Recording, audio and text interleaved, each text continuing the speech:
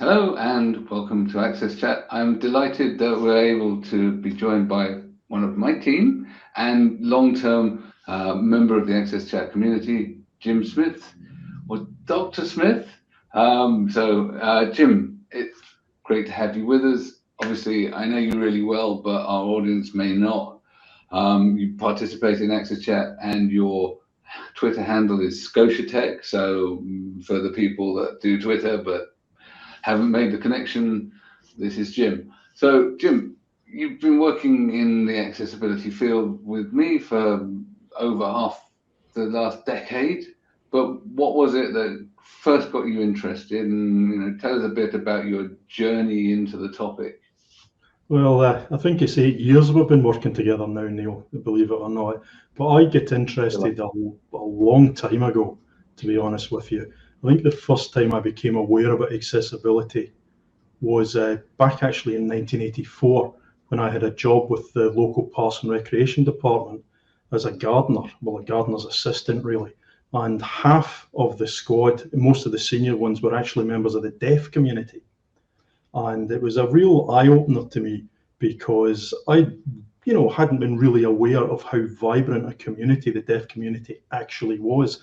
And it really, that's when I started thinking of moving away from terms of thinking in terms of charity and, if you like, pity, because I'd been very quickly corrected if I'd expressed any of that with those guys. And it was interesting for me as well because I had to learn to communicate with them because they spoke through sign language, which was new to me. So I was thrown into that environment where I had to learn. Now, I didn't learn particularly well. I learned a lot about gardening and things like that related to that, but that really woke me up to saying, well, there's lots of different communities there. So I had an awareness from then.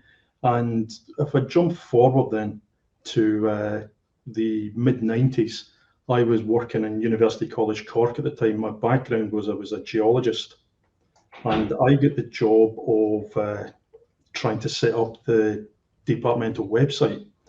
And at the time, and I realized very quickly, I didn't actually know a lot about this.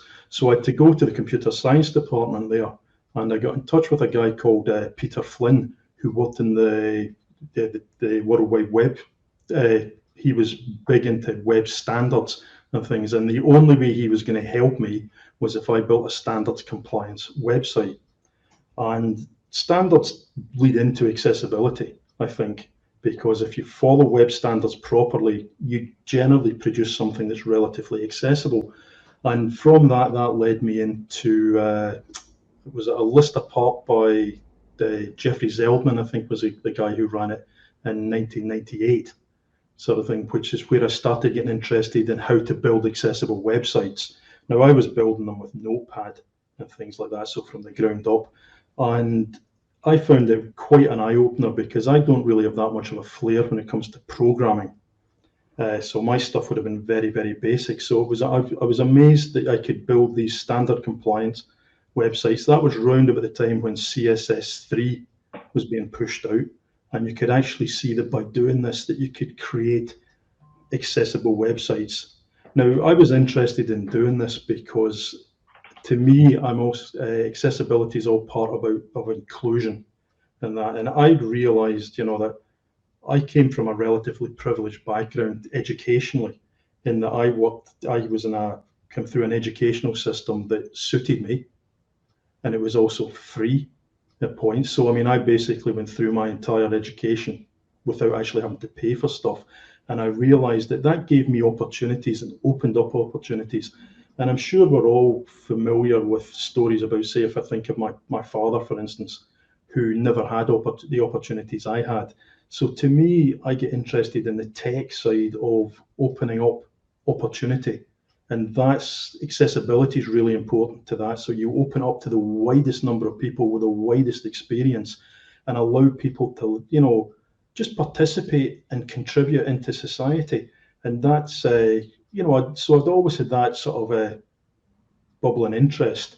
And then round about, I think it was about 2005, I left the academic world in geology and joined Siemens as a technical trainer. And I became interested in the way people consume information and how they learn and how to do that effectively. And again, my interest in accessibility and inclusion tied into the way I would be trying to train people.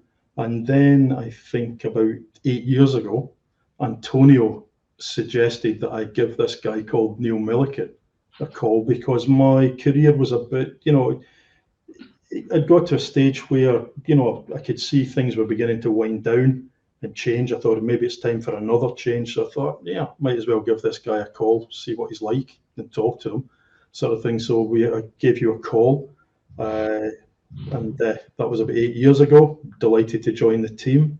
And then after I joined that's really when my knowledge began to accelerate. When I started looking at this full time, I think I get thrown into initially supporting the internal staff in the BBC.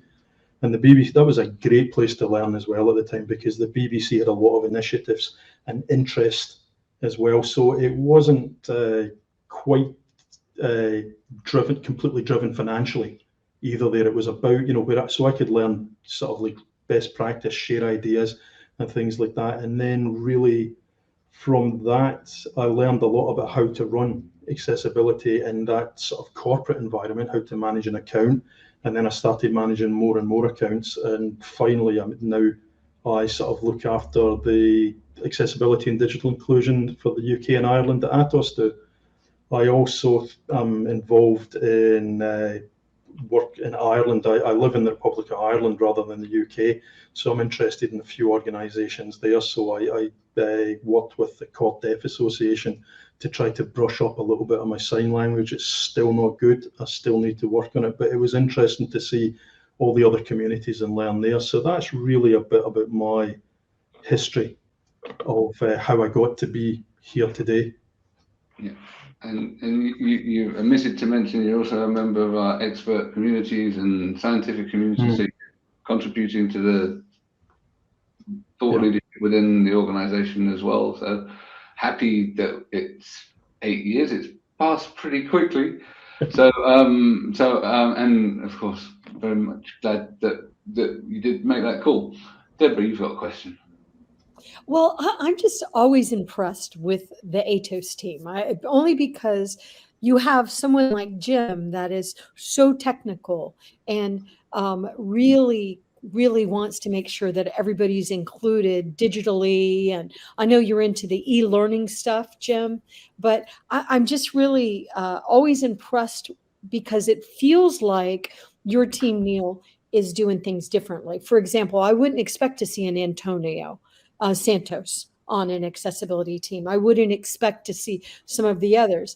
Jim, I'm fascinated with, because he has such a strong technical background, and you've been very involved in the standards creation and the continuation of the standards as well, Jim, or should I say Dr. Jim Smith, since Neil just did. Congratulations. But with Jim, whenever as you've watched and participated as all of this accessibility has unfolded, does it give you hope that that the technologists are finally really hearing us and understanding that we need to design so that human beings can, really be included, the human-centric design? Because I see a lot of arguments, but I'm just curious, what are you seeing, Jim? Because you are one of the brightest people I know in this field.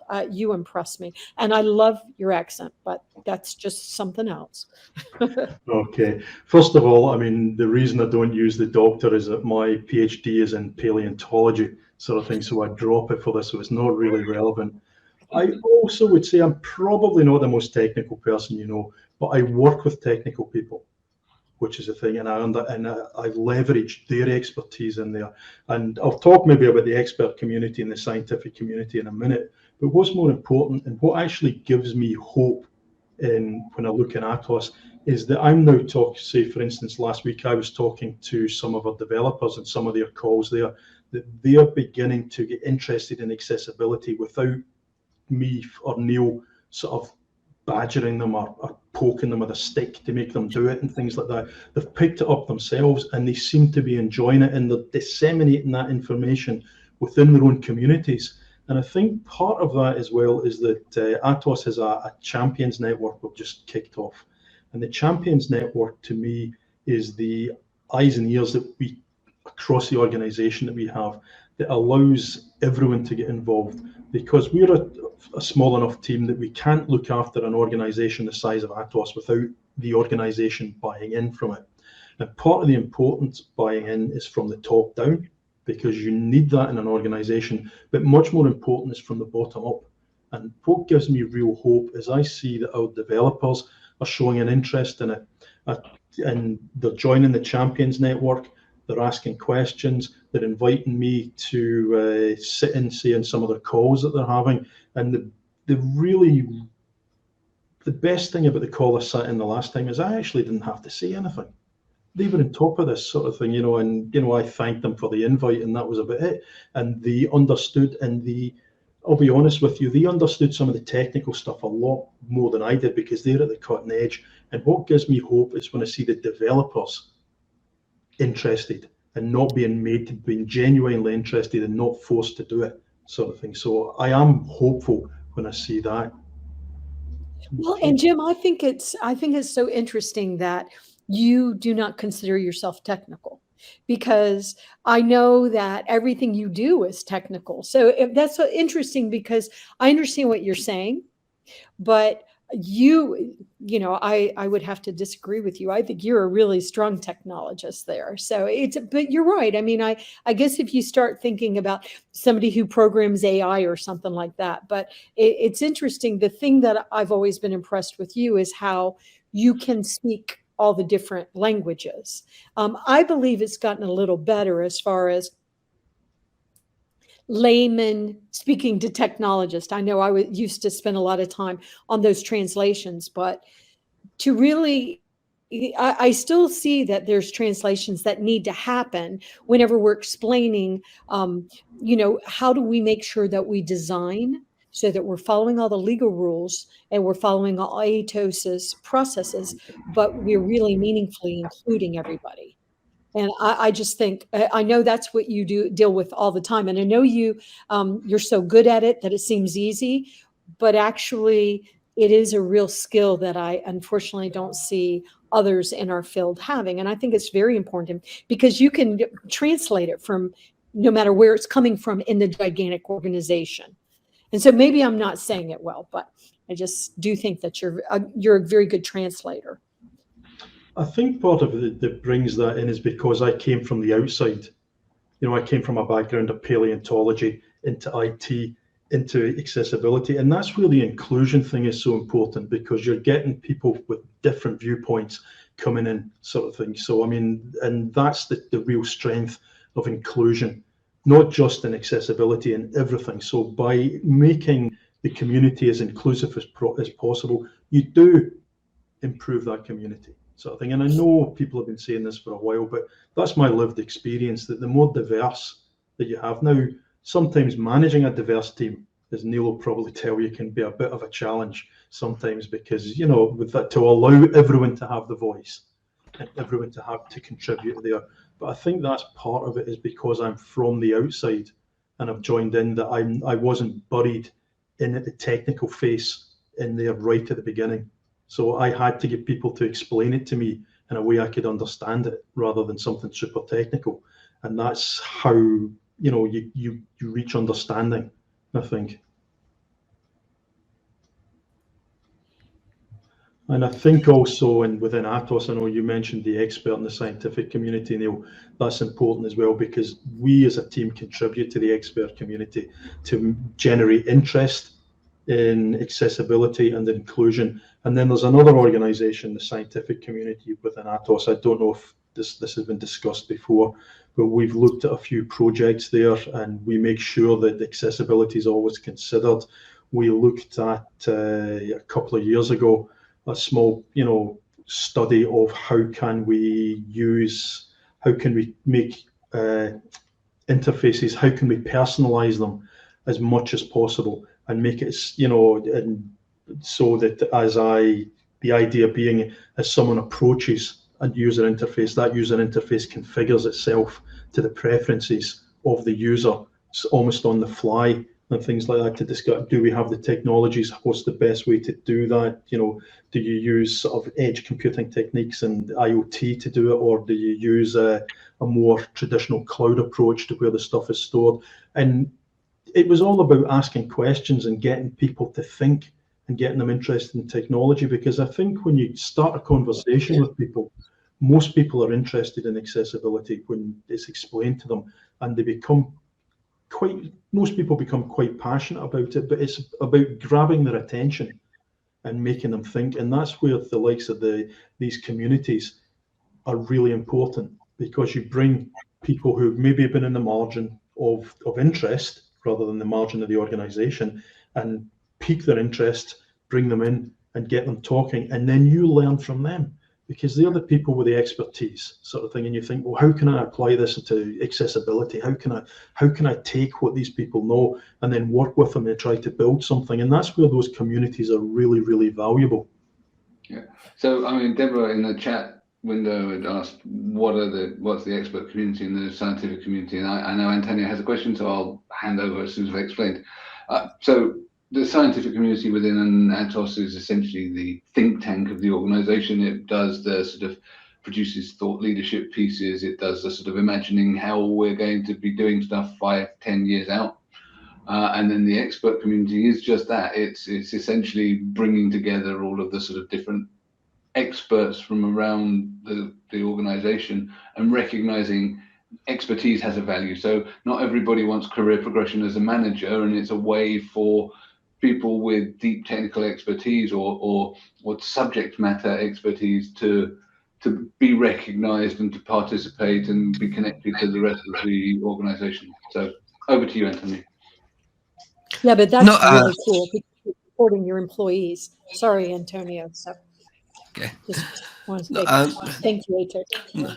No, I was just I just wanted to ask Jim, if looking back to the days where he started working on accessibility and today, how do you feel that you need to explain yourself when you are trying to make the case for accessibility?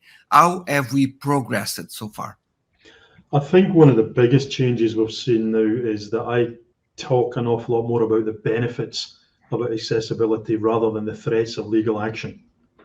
Because really about 8 years ago, it was about compliance, which might sound strange because a lot of my team work in compliance and it's something that has to be done. But I think we're moving now to see the value of accessibility, because I know I'm sort of I'm pushing an open door here when I say that something that's accessible is simply a better product.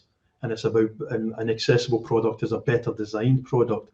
So I think the big change in attitude that we've seen is that I'm no longer having to threaten people, sort of thing. Now, that's always in the back pocket in case you need to encourage people, but more and more the conversations are about the positive things that accessibility and accessible design is that are actually bringing. And that's been we've been talking about that for 8 years. Since I joined the team, we've always known that, but people are beginning to see that now, and I think people are beginning to buy in that this is not just something I have to do, it's a good thing to do, and people are actually beginning to realize now it's actually a profitable thing to do as well. It actually makes good business sense as well. So that's that progression, that we're moving from something that you force people to do into something that people want to do and benefit from. Because if you force someone to do something, you get the bare minimum. You always do, sort of thing like that. So that's where it's and you don't get people engaging. People now engage more, they think more, and they see opportunities themselves. And I think that's the big attitude change. If you were talking about technological changes, I think the biggest change I've seen now is that I see so much more development of inbuilt tools about accessibility, sort of thing, within that, built into operating systems, into tools that were no longer. Now, you're always going to have the assistive technology that's needed in addition, okay? But there's this whole new approach now. I mean, 8 years ago, Neil, if I'd suggested we could use the inbuilt tools in Microsoft as for assistive technology for people, you would have laughed at me If it I might have told you where to go. Yes. you would have got cross with me, and if it said it a third time, you would probably have fired me. Whereas, and I think that's what's important as well, because particularly if I think of myself now, I'm 56 sort of thing. I'm getting a bit worn at the seams, sort of thing like that. So I wouldn't be in a position, in a place where I would meet something, say, from the Equality Act, a definition of a disability there. But my hearing isn't what it used to be. My coordination isn't what it used to be. My eyesight isn't what it used to be. So I benefit from the inbuilt tools. Maybe I don't need Zoom text, but sometimes I'll use the Zoom features built into the technology quickly, particularly if it's one of these spreadsheets with the tiny fonts that everyone seems to love, in that.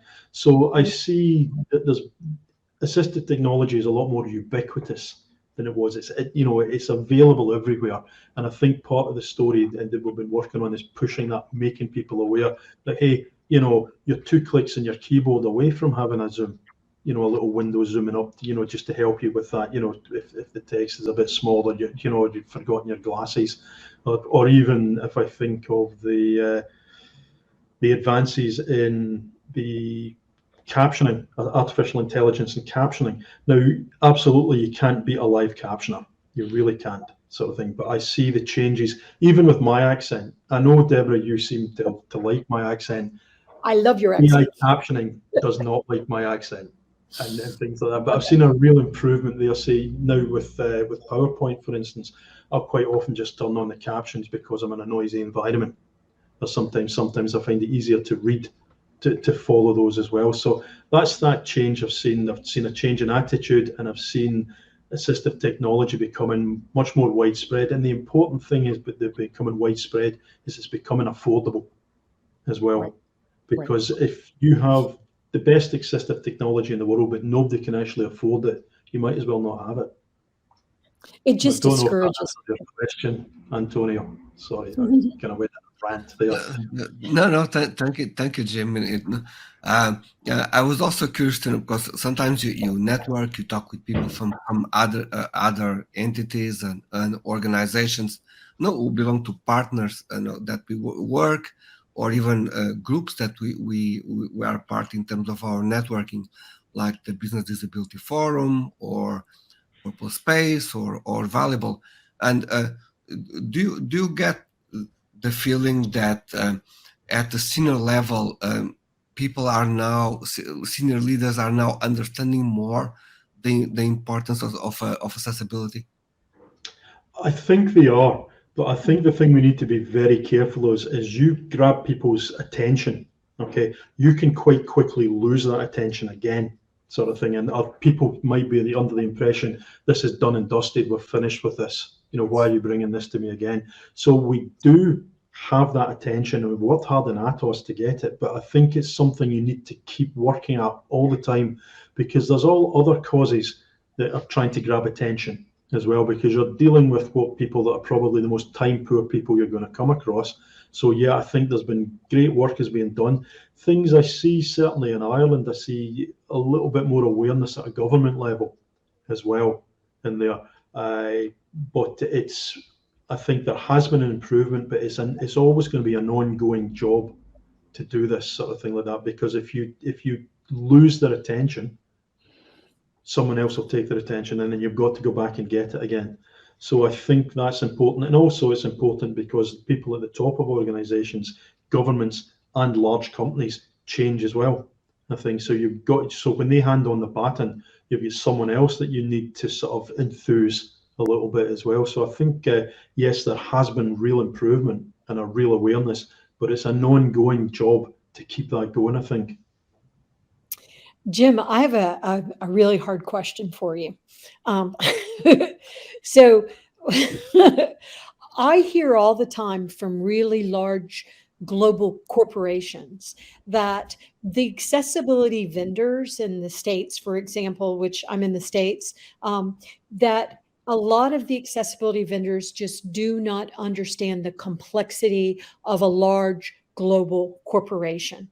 And I know that some vendors think, you're Atos, you're $1 billion company, so you've got buckets of gold laying around your offices. I wish y'all'd send me some, please. But it's something that I think is a major concern. And I think that's one reason why I'm fascinated with the Atos team, because you all have such different skills and you're in accessibility and inclusion. I love that part of it. But do you, and I don't want it to make this self-serving for Atos, but it really is a challenge. Do you think that vendors that want to come in and work for Atos to make y'all fully accessible understand really all the technology, the business processes, all of the moving parts, the business units, your global thing? Yeah, I see Neil looking a little sick, but I know this is y'all's life. But so anybody, join and help Jim answer the question. But that is a complaint I hear all the time. Yeah, I think when I certainly joined Siemens, I was surprised by the complexity and the conservativeness with a small c of large organizations. Now, I think it's also true with engineering organizations, because Siemens was an engineering organization, Atos is an engineering organization as well, and they tend to be quite conservative as well. Now, they may be radical in the products they produce, but the internal processes, there's a lot of inertia, there's a lot of conservatism, there's a lot of, well, it isn't, the process doesn't seem to be broken, why are we fixing it, sort of thing, even though it is sort of broken. So yes, I think people, I was surprised by the complexity that's there, and I think it's just a factor of scale, to be honest with you, Deborah, that the larger the organization, and it's got nothing to do with public and private sector either. I think it's to do with the size of an organization gets to a certain size, and it seems to have complexities, and the complexities seem to grow within the organization. Throw in the mix of a multinational organization and the complexities, I mean, they go off the roof there. So I think, and it can be very frustrating for us to work here as well within an organization with that as well, where there's a small change that could make a big difference. And you're thinking, but this is 10 minutes work for someone to do this. But the actual complexity of getting that work done, organizing who's paying for it, how it's going to be budgeted for, when it's going to be done, making sure that, doing the checks that you're not going to impact other things. People don't understand the complexity of a large organization. And a large organization is never going to have the nimbleness of, say, a startup anyway, to do things. So it does take time to get things in. It's also, we have a lot of, say if I think of our line of business applications that everyone uses, we need to be really careful we don't break those, okay? And things have got a lot better with assistive technologies, but there was always that, when we worked, there was always that fear of what is going to break because it's not just the new technologies that there may be some, because they're tested well, but we're taking them often into historic is probably an accurate description, a historic application, an old sort of, I don't like to say out of date application, but something that's maybe not up to date, and that maybe wasn't tested. So there's a lot of complexity in there. And when we introduce something, we have to make sure we don't break stuff there as well. So I know Neil's team, other people have been working in the evergreen approach that we have to it. But and we can be there with part of our tool set, but there's a lot of our tool set doesn't work in that evergreen model at all. So that's where that complexity comes in, to making sure you're not breaking stuff. And then you've got the financial complexities and the responsibilities within an organization of who approves something and things like that. So I know we've been working to try to change the corporate culture across Atos, not just in accessibility, to try to streamline decision process, the processes of decision making, but they're still quite complex. And I think you have to work in a large organization to actually begin to grasp just how difficult something might seem like a tiny, simple change, but getting it done can be really, really difficult. That's why 8 years passes so quickly, right? So, yeah. We're still on that first 10-minute task. But in all seriousness, it's absolutely true. We live in a world of complexity, and whilst the accessibility consultancies are technically high quality, no doubt about that. There's some great experts out there. There are very few that have come from a background of dealing with the complexity of multinationals and all of the things that Jim mentioned, the different legislations, the stakeholder groups, and all of that kind of stuff that makes it very different to implementing when you're just doing a web app. So, and Jim mentioned legacy apps. Well, if you think about some of our customers, government and public sector and banking sector, well, banking sector is still running on COBOL. So they're and they're not going to turn it off because they don't want it to break. So a lot of this stuff is going to be difficult to maintain. So yes, of course, we always advocate, well, when you're building something, building it accessible, but there is a lot of stuff out there that we're patching and we're finding workarounds on, and some of that's actually quite good fun because that's a creative process too. You're problem solving and so on. So I think that's an area where we can always add value and really sort of cut your teeth on trying to fix some of these problems. We're at the end of our half hour. That went quickly. What can I say, Jim? It's always a pleasure. Thank you to my clear text for keeping us captioned and accessible.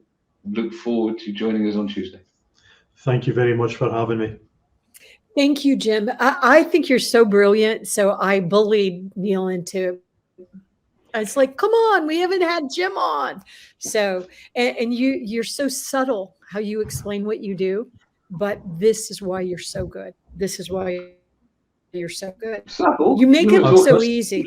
We were talking meetings with menaces. Did you not? Could you not feel the malice in Jim's voice? I no longer have to threaten them. What kind of meeting are we talking about here? There's nothing. I've never been accused of being subtle before. It's only the first time. Yeah. No. Excellent. Thank you, Jim. Thank you. No, you're welcome. Thank you.